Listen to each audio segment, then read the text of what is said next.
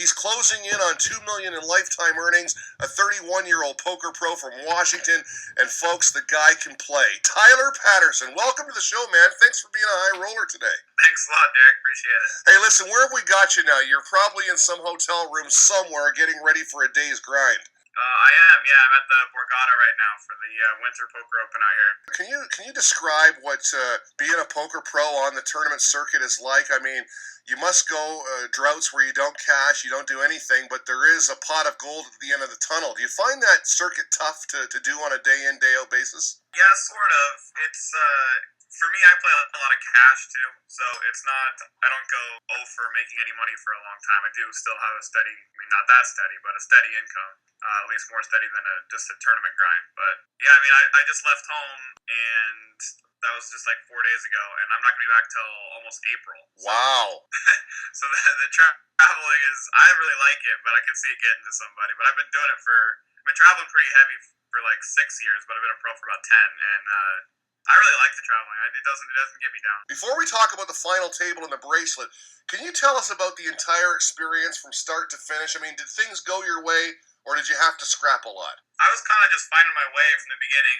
I wasn't going to play that event. I do play a lot of pot limit high, and I play some limit 08, and I've played maybe 2-3 months of steady cash of PL08, but that's it. I've never even played a PL08 tournament in my life. So for the first day, I was really playing pretty tight pre-flop and, pretty aggressive after the flop. And I mean, I was starting with better hands than my opponents, which is it's kind of boring about that game, but that's just super important in that game. You just have to have better hands. So, and I understand when to isolate, when to keep it, when to try to go multi-way with big high hands and stuff. So I was kind of finding my way and getting used to the game in the first day. And then I got a decent chip stack and was throwing my weight around a little bit in the second day. And at the time I was staying with, the guy I was staying with at the Rio, one of my best friends, BRUBAKER, he's played a lot more PL08 than I have, so we talked a little bit. And he actually got 11th in the tournament. Wow, okay. So I got to talk a little bit with him while the tournament was going on. And, emulating some play I was watching with Scott Clements, and you didn't mention Dylan Wilkerson, but he was probably the best to the table as far as PL08 players go. Yeah, I think he finished 8th or something. Yeah, he did finish 8th or 9th, but he also, I think they made a deal, but he finished second in the 3K PL08 like 4 days later. Wow. So, yeah, I think he was probably the best PL08 player at the table. Maybe Scott Clements, I'm not sure. I understand tournaments, so I understand pressure and stack sizes, and I understand the game okay.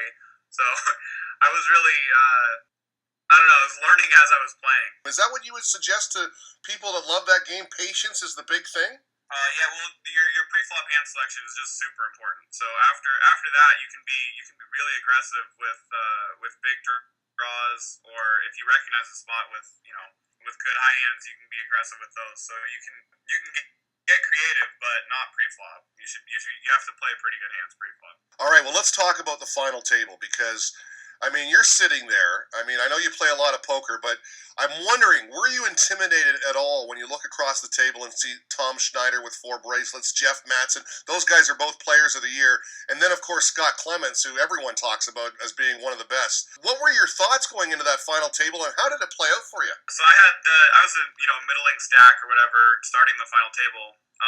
But then right away, I won a really big pot against Dylan and against Dylan Wilkerson, and became one of the chip leaders. And at that point, I was kind of pushing people around a little bit. I knew there was guys who weren't going to let me get away with too much, like those guys you mentioned. But you can combat experience and knowledge with just reckless aggression, and I was kind of doing that, some of it.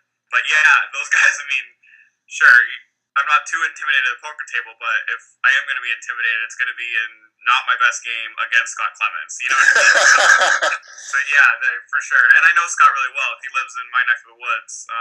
We had a lot of mutual friends, kind of railing also. So well, I'll tell you what. I mean, when you look back at this years from now, and you look at the final table, you mentioned Dylan, but the other 3 big names as well. It really is an accomplishment, and it's almost better to do it this way against a tougher table than against a bunch of no names, right? Oh yeah, it felt really great. And yeah, I mean, I haven't mentioned Tom and Jeff Matson yet. You have, but they were great. trying to pick up on how they're playing. Tom's obviously experienced the game. I think Jeff was kind of in the same boat as me, where he understands tournaments, kind of understands the game, and was kind of getting a feel for it as he was going. So he and I were kind of joking about that at the table a lot, which was fun. It was a really fun table to be at. Have you ever been happier to see a 2 of clubs? No, I haven't. I was in shock, but it hit. I'm not sure it set in as fast with me as it did my rail. They erupted right away. I wasn't even really sure I won yet. It was pretty amazing. One thing about Omaha, I don't know how these guys play, 6-8 tables online. I play 1-2 tables max, and I am often hitting the last hand button to find out how I won or lost the hand because it happens so quick. That makes sense to me. The bracelet, I mean, that's a keeper. Can you describe it, and also where do you keep it? What have you done with it? Okay, so I'm roommates with Matt Affleck in Seattle, so I get to lord that over him a little bit. Before we talk about the bracelet, Dan, I got to ask you one quick question about Matt Affleck, because Sure. it was one of the most dramatic scenes in WSOP history, him losing to Duhamel and rushing out of the main event in tears almost. Have you guys talked about that situation? I mean, that must have been so tough for that guy. Yeah. At the time, I was pretty close to him, but not as close as I am now. I wasn't there that day, but I was the day before on Israel a little bit. But yeah, I mean, he took it pretty well. I mean, you can't blame the guy for being upset. He went up and had a drink, and then got comfortable and came back down and did interviews and sat in the crowd and watched it play out. So he really took it like a champ, even though they highlighted the maybe a little bit. Well, you know what? I mean, it's one of those spots where he's so close and he gets aces and he gets it in with the best of it, and he's thinking about winning the main event, right? Yeah, absolutely. And so after everything calmed down a little bit, we had a house rented in LA with a bunch of poker friends, and we really started teasing him about it a lot. So, 8 of Diamonds came on the river, and that was what ended his main event career. So, or that run. So we bought like 30 decks of cards and removed the 8 of Diamonds from all of them. Taped the 8 of Diamonds up all over the house. They were on ceiling fans, in his shower. They were everywhere. So we really given him a hard time, and I think he's come out stronger from it. Oh, that's a great story, man. I'm glad I asked. Okay, the bracelet. I mean, like I said, it's a keeper. What do you do with it? I mean, and can you describe it for us? Okay, so that night, whatever, we had a big celebration and all that.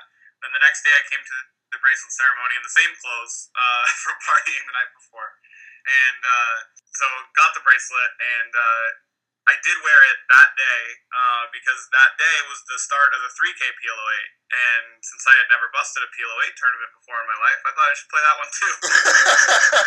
But so I was wearing, on one hand, I had my Stoney's bracelet from the country bar in Vegas that's popular for World Series players. So I had my bracelet for entry and Stoney's on one hand, and I had my World Series bracelet on the other hand, and played that event, and I didn't do very well. I wore it in a home game when I got back home just to mess with my buddies.